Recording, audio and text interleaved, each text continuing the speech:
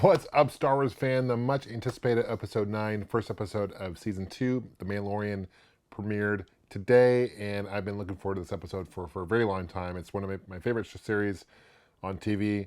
Sole reason to get Disney Plus, and there's a lot of good reasons to get Disney Plus, a lot of great content on there, but this is definitely the top notch. And this episode 9 did not disappoint. Now, before I continue, I just want to share with you, I'm going to share my thoughts and explain some spoilers and what I saw in this episode. So if you haven't seen episode 9 yet, the first one, I would encourage you guys to watch that first. I don't want to spoil it for you guys, okay? So you've been warned. This episode is close to an hour long, which I was happy about. They always go super fast, and it takes place. Of course, Mando's got Baby Yoda, and he's got to find another Mandalorian on Tatooine. So it brings him back to a planet that many of us Star Wars fans are familiar with, of course, being in multiple movies and a big part of season 1 as well. And there is this missing kind of Mos Pelgo, and he finds on a map.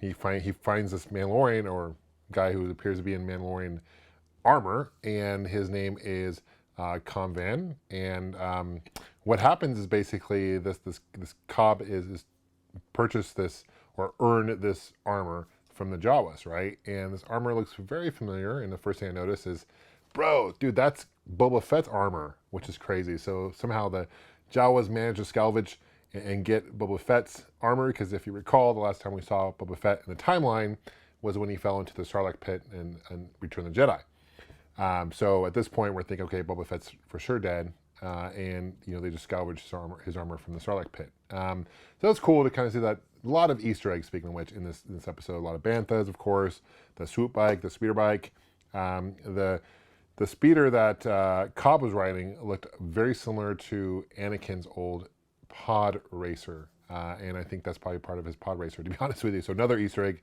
there, which is cool. The alien that you see early in the episode with the one eye, it looks like a very familiar species. I think that species was first seen in, I think, the cantina scene in episode 4. And then, of course, the Gamorrean species fighting with the blades, although they look like kind of skinny Gamorreans compared to the ones in Return of the Jedi. But that was cool to see the Gamorreans again, the pig-like green creatures, aliens. So just a ton of Easter eggs. And their whole premise of this episode is Mando wants the armor back because it's part of the code for the Mandalorian code. And to do that, they got to defeat this crate dragon, which is this huge, probably one of the largest creatures that we've seen in the Star Wars universe up to now. And just the way that they defeat him at the end was awesome. And speaking of the end, and I was watching this with my good friend Justin, and he pointed this out, and we had to rewind and pause it. But the character that appeared at the end of the episode, we pause it, and sure enough, it looks very similar to the actor who played Boba Fett in episode 2, right? Or Jango Fett, but I guess Boba Fett would have been older as a kid, grown up, and so I think they're going to plan on bringing Boba Fett's back, which is crazy. And you think, like, how could they bring Boba Fett back? Well, they brought Emperor back, right, for Rise of Skywalker. It's Star Wars. They can bring anyone back they want, essentially. So I think that's cool. I mean, the question is, what's going to happen now? Is Boba Fett, obviously, he's going to want his armor back. Is he going to partner with Mando? Are they going to, just crazy? Now, I believe the Crate Dragon was appeared in a video game, the Knights of the Republic. I think he was one of the characters, that one of the things you fight in that, which is cool.